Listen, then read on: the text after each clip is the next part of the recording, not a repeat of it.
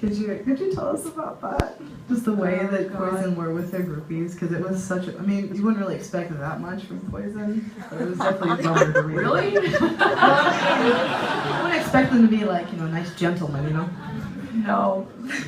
Well, Brett is, I mean, they're wonderful. They're really, now we're good friends, and we tour together a lot, me and Brett, and I just love him to death now. But back then, I didn't really know them that well, and I stayed to myself a lot when we were on tour.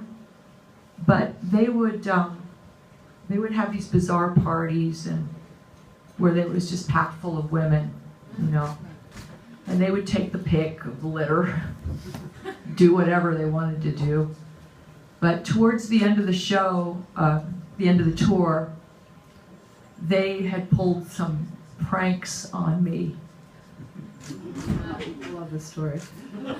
I got really pissed, really upset, and I wanted to I jumped off the stage. We were on stage in Dallas, Texas.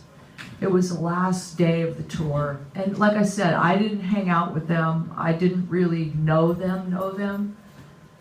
And they dumped cream, a bucket of whipped cream on me from the ceiling.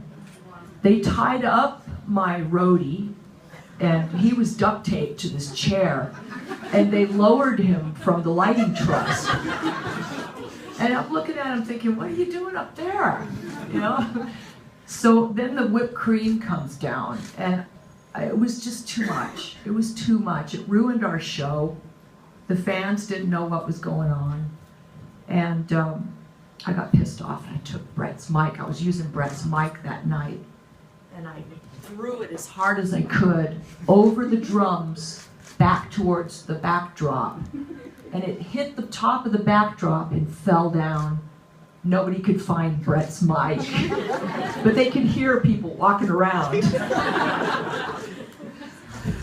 And then I continued after that. It didn't stop. I destroyed the whole backstage area. No spoilers, but it's a good story. Yeah.